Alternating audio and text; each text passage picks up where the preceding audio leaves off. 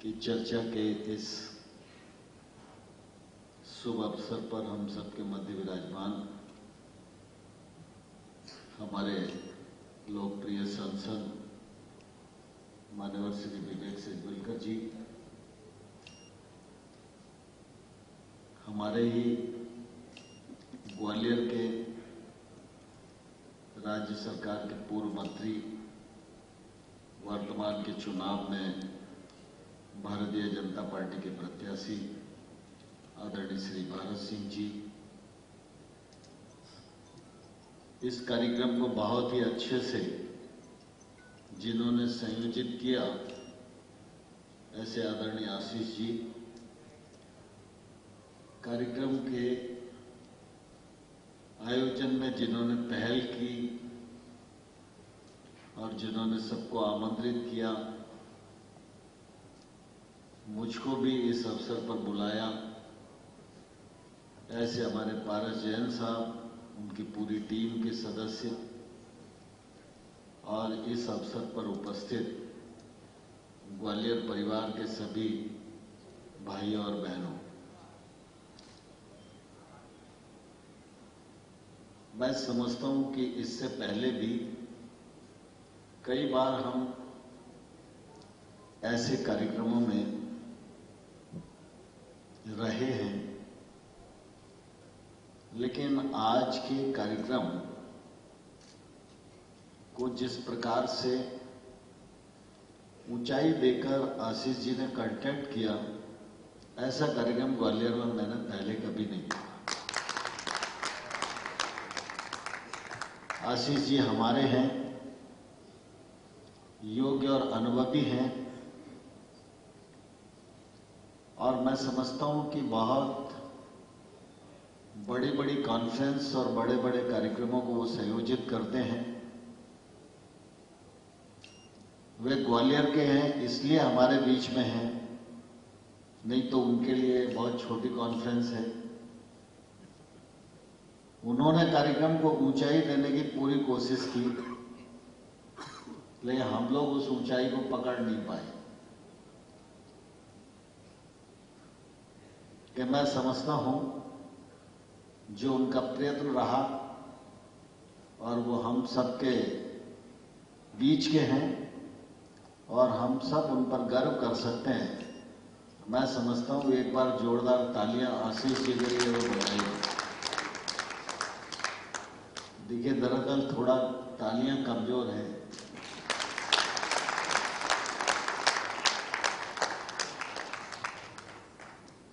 क्योंकि तालियों से ही गति, मानसिकता, अंदर की उमंग और ऊर्जा का एहसास होता है, और जिससे ऊर्जा का एहसास हो, अगर वही पक्ष कमजोर हो तो भाषण कितना भी ओजस्वी हो, कभी भी भाषण कारगर नहीं हो सकता।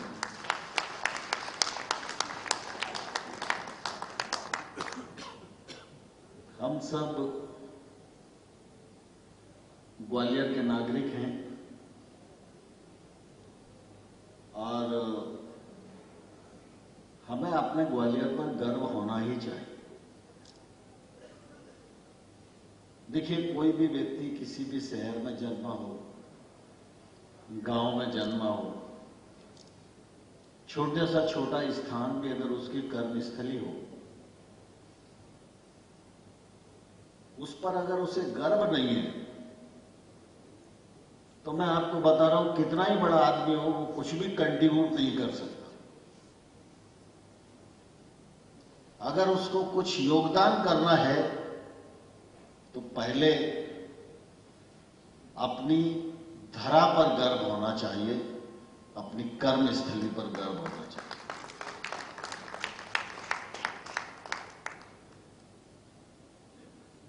एक उदाहरण आपको बताना चाहता हूं। संत कबीरदास जी को हम सब अच्छे से जानते हैं। वो ऐसे हुतात्मा थे जिनको परमात्मा का साक्षात्कार एक बार नहीं अनेक बार हुआ। कहावत है, हमारी शास्त्रों में मान्यता भी है कि कोई व्यक्ति अगर काशी में मृत्यु को प्राप्त करता है तो उसका मोक्ष हो जाता है, उसकी सद्गति हो जाती है, ऐसी शास्त्रों की मान्यता है। और इसलिए देश भर में जो लोग इसको जानते हैं, मृत्यु के निकट आते आते कोशिश करते हैं कि वो काशी के निकट पहुंच जाएं और उनकी मृत्यु काशी में हो, जिससे उनको मोक्ष मिल जाए। कबीरदास जी ने जप किया, तप किया। कबीरदास जी ने बनारस को अपनी कर्म स्थली बनाया, लेकिन जब मृत्यु के निकट वो आए तो वो बनारस छोड़कर मगहर चले गए। बनारस गंगा के इस पार है और मगहर गंगा के उस पार है।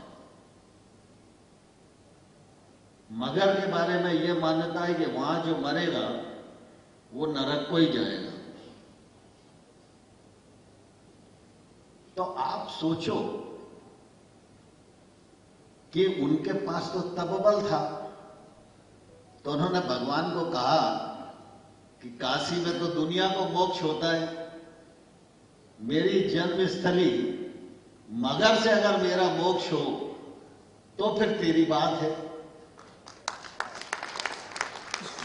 तो आप सोचो कि भगवान को भी चुनौती देने की क्षमता रखने वाला व्यक्ति भी अंत में शास्त्र सम्मत ये मान्यता होते हुए भी अपनी जन्मस्थली मगहर गया, क्योंकि उन्हें भरोसा था कि मैंने ईश्वर की सेवा की है तो मगहर से भी मुझे मोक्ष मिलेगा। तो ये जन्मस्थली और कर्मस्थली के प्रति वफादारी, समर्पण, ये शिक्षा कबीरदास जी के इस दृष्टांत से हम लोगों को मिलती है।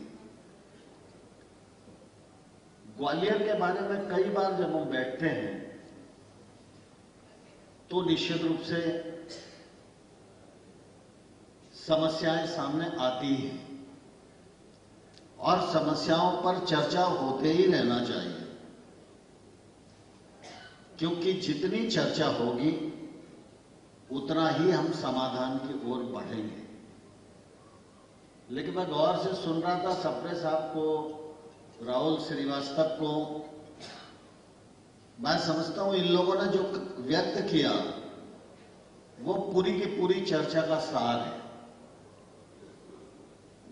कारण क्या है कि समस्या एक अलग पक्ष है, समाधान दूसरा पक्ष है।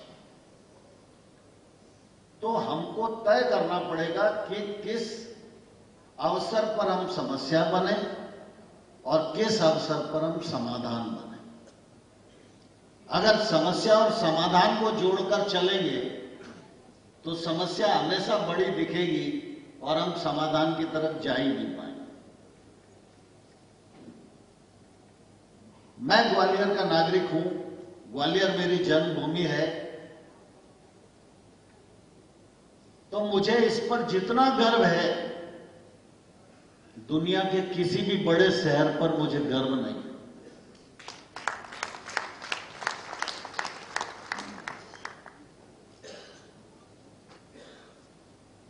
क्योंकि ग्वालियर एक जमाने में बड़ा शहर होगा, क्योंकि उस जमाने में बाकी जगह शहर थे ही नहीं। लेकिन जैसे जैसे समय बढ़ा तो ये प्रतिस्पर्धा का दौर है, ये दया माया का दौर नहीं है। लोग इंदौर से ग्वालियर की तुलना करते हैं, लोग आज भी जेसी मिल और ग्रेसिम को लेके बैठते हैं। भाई वो कालखंड था जब जमीन मिल जाए और आप थोड़े सा पैसा दे दो तो कोई भी आदमी कहीं भी कारखाना लगा देता था। आज आशीष भाई बैठे, मैं इनसे कहूं कि आपकी बहुत जान पहचान है, आप एक स्टील इंडस्ट्री ग्वालियर में लगवा दो, ये ग्वालियर में नहीं लगवा सकते। क्योंकि स्टील इंडस्ट्री का रॉ मटेरियल यहां नहीं है। उस जमाने में रिसर्च नहीं थी। मुझे ध्यान है जब मैं स्टील मिनिस्टर था तो आसिफ भाई सबसे अच्छा आयरन ओर जगदलपुर में और भिलाई स्टील प्लांट रायपुर में है। 1 लाख करोड़ की फैक्ट्री है। जगदलपुर से रायपुर ये 240 किलोमीटर है। आजादी के तुरंत बाद गवर्नमेंट की पीएसयू ने रोजगार के अवसर और इकोनॉमी को बूस्ट देने के लिए कुछ जगह पर सरकार के कारखाने लगाए। उसमें भिलाई स्टील प्लांट भी है, राउरकेला की भी फैक्ट्री है, आसनसोल की भी है। लेकिन अब आप देखो, मेरे स्टील मिनिस्टर रहते तक रायपुर और जगदलपुर के बीच में कोई रेल लाइन का कनेक्शन नहीं था। अब भिलाई स्टील प्लांट जैसा हाथी रॉ मटेरियल 250 किलोमीटर पर, वहां से रॉ मटेरियल को लाना है तो जगदलपुर से विशाखापट्टनम और विशाखापट्टनम से रायपुर। अब फैक्ट्री कैसे प्रॉफिट में आएगी बताओ। तो मुझे ध्यान है हम लोगों ने उस समय नागरनार एक प्लांट इंस्टॉल किया, वहां 20,000 करोड़ का, और एनएमडीसी, सेल, स्टेट गवर्नमेंट तीनों को मिलाकर एक पीएसयू बनाया और उस पीएसयू के माध्यम से जगदलपुर से रेल लाइन रायपुर आए, भिलाई आए, ये प्रबंध किया। तो आज वो रेलवे लाइन पूरी है, मुझे नहीं मालूम अभी हो गई होगी या होने को होगी। वो रेलवे लाइन आ जाएगी तो शायद भिलाई स्टील प्लांट प्रॉफिट में आ जाएगा। नहीं तो वो गवर्नमेंट की फैक्ट्री है, कर्मचारी को हम किसी को निकाल नहीं सकते, वेतन किसी का कम कर नहीं सकते, चौथा वेतन मान जब आएगा तो हमें देना ही पड़ेगा। तो ठीक है भाई, 2,000 करोड़ का घाटा, 4,000 करोड़ का घाटा, ये चलते रहता है। तो आज की परिस्थिति में सिर्फ इंडस्ट्रियल विकास हो यही जरूरी नहीं।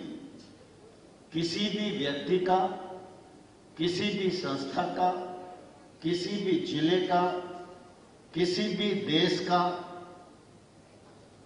राजनीतिक विकास भी जरूरी है, आर्थिक विकास भी जरूरी है, सामाजिक विकास भी जरूरी है और आध्यात्मिक विकास भी जरूरी है। जब ये चारों पिलर पर एक साथ काम होता है तो फिर वो शहर ग्रो करता ही करता है। आध्यात्मिक दृष्टि से हम बहुत संपन्न हैं, लेकिन इंदौर जाकर देखो, 12 महीने में किसी भी महीने में चले जाओ, कम से कम इंदौर में 7-8 स्थानों पर बड़ी राम कथाएं या भागवत कथाएं आपको होती मिलेंगी। ये उस शहर का आध्यात्मिक विकास है। हर आदमी पैसा कमाता भी है, लेकिन नाली बनाने के लिए नगर निगम का मुंह नहीं देखता, पार्क बनाने के लिए नगर निगम का मुंह नहीं देखता।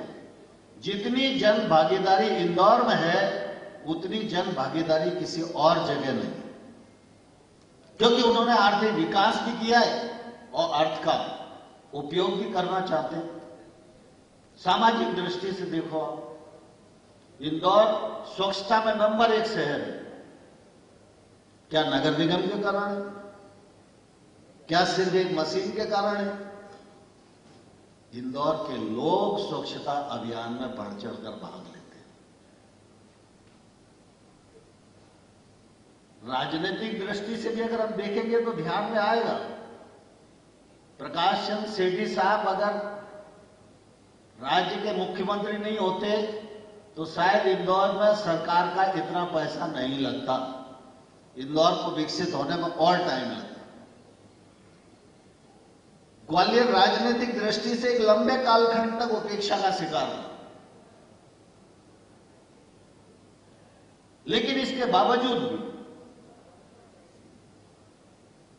ग्वालियर में इंदौर जितना पैसा नहीं होगा, लेकिन इंदौर में जो है वो ग्वालियर में भी है। अब यह सच है कि आइसर की इंडस्ट्री है, तो आइसर की इंडस्ट्री को मैं चाहूं कि ग्वालियर में लाओ, और वो लाना भी चाहता है, लेकिन आइसर को जितने प्रकार की एसेसरी चाहिए उसके लिए, अपनी फैक्ट्री के लिए उसको यहां एसेसरी का मार्केट डेवलप करना पड़ेगा, इंडस्ट्री डेवलप करना पड़ेगी।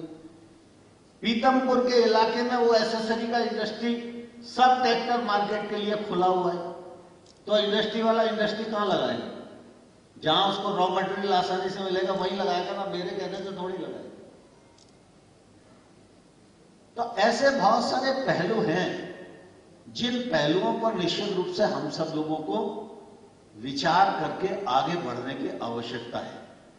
लेकिन ग्वालियर में संभावनाएं बहुत हैं, और ग्वालियर में पिछले 20 वर्षों में काम भी बहुत हुआ है।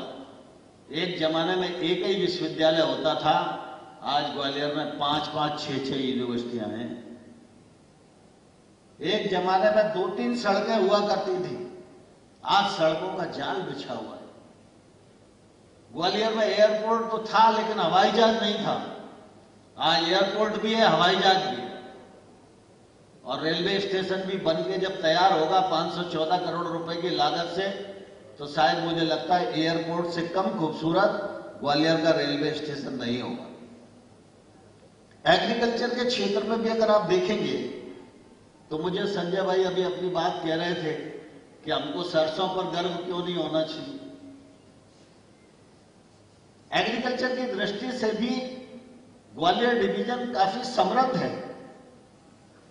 मतलब मैं अभी एक प्रकरण मेरे पास आया, उसमें राज्य सरकार की कोई पॉलिसी थी, उसके कारण उन लोगों को तकलीफ थी।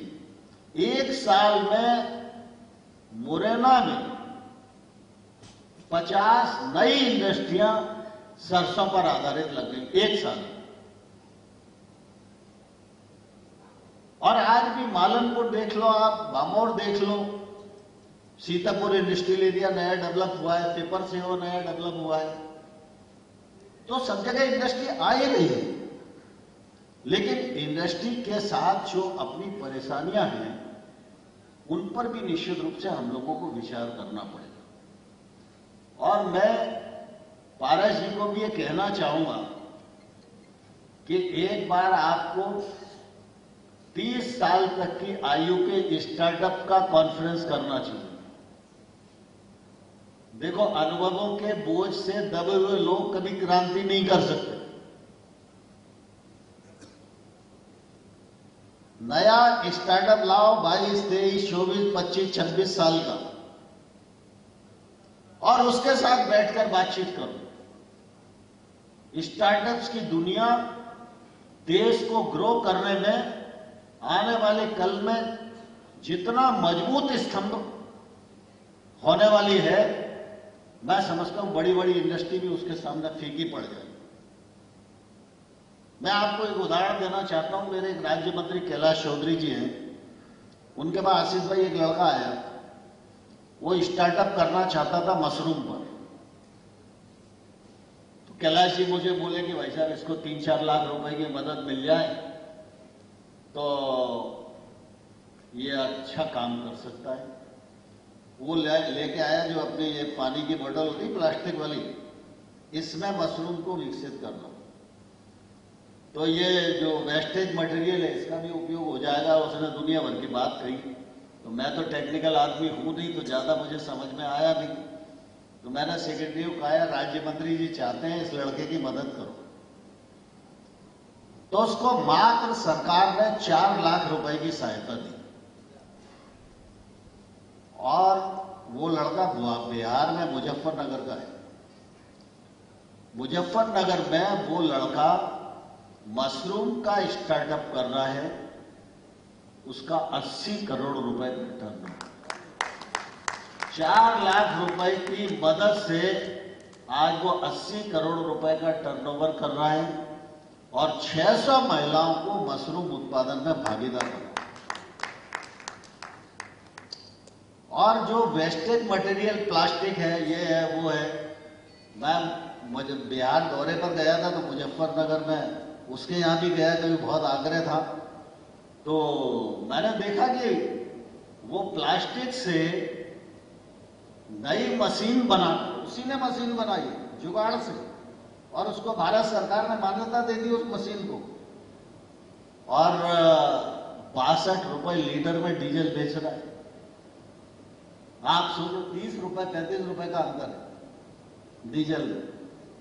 तो स्टार्टअप्स की दुनिया भी बहुत आगे निकल गई और स्टार्टअप रिस्क लेने वाले, तो इसलिए स्टार्टअप्स पर भी हम लोगों को फोकस करना चाहिए।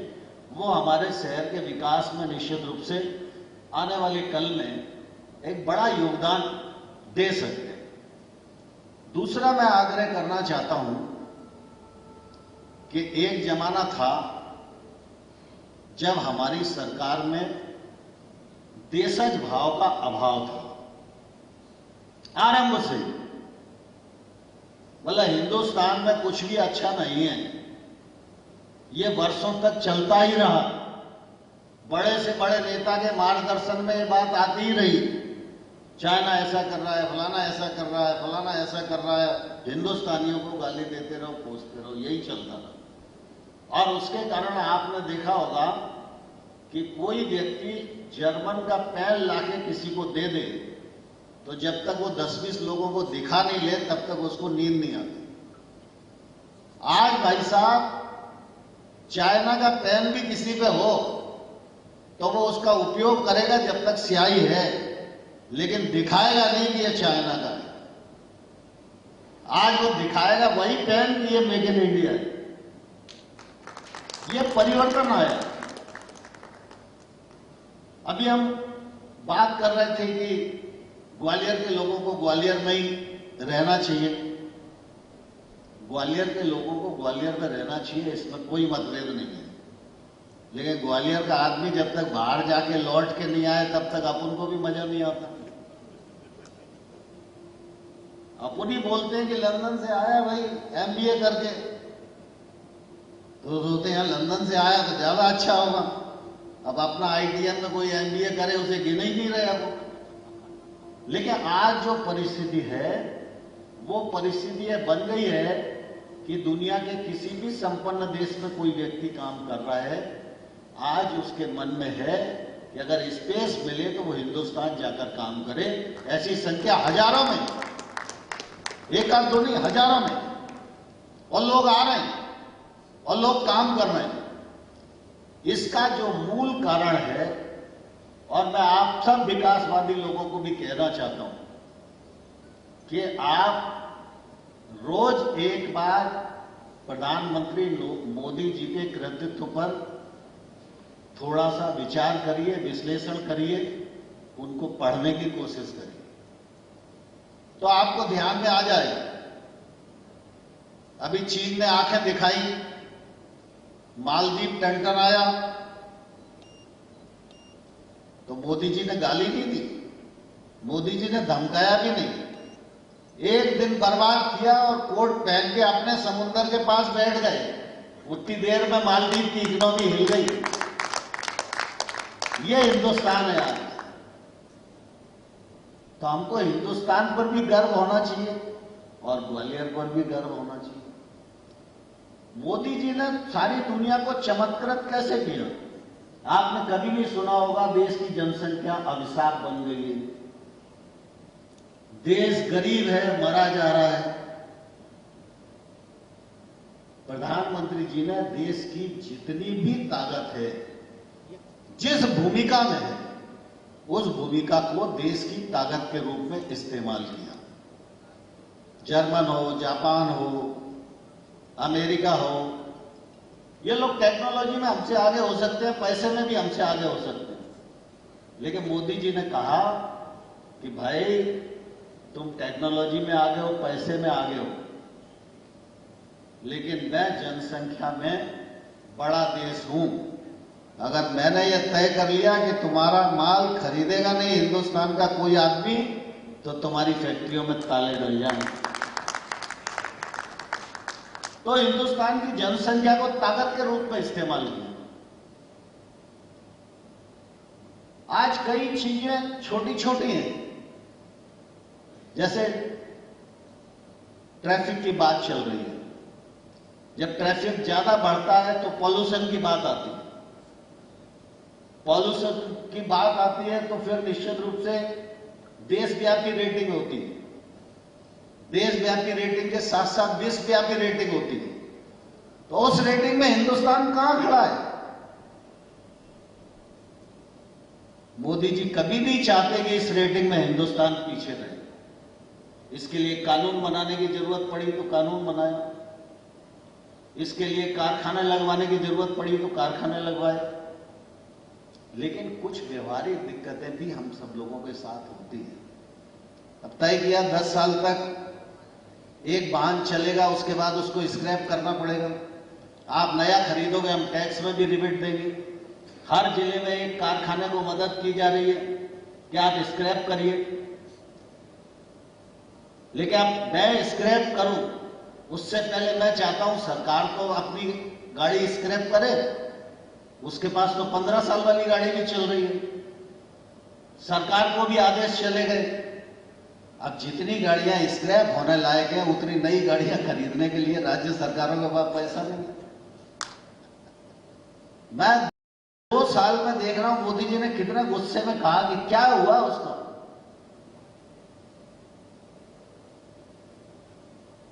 तो इसलिए स्वाभाविक रूप से जब लॉ एंड ऑर्डर के बारे में बात करते हैं, मैं आपसे पूछना चाहता हूं कौन सा ऐसा इंडस्ट्रियल एरिया है जिसके आसपास राम राज्य है?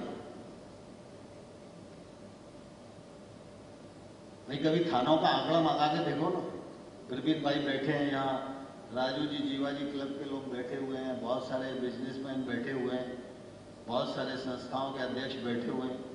जरा इंदौर में मौतों का आंकड़ा मंगाओ, हत्याओं का, और ग्वालियर का 6 महीने का एनालिसिस करके देखो कानून व्यवस्था कहाँ ज्यादा खराब है। दिल्ली का मंगाओ, हरियाणा का मंगाओ, गुड़गांव का मंगाओ।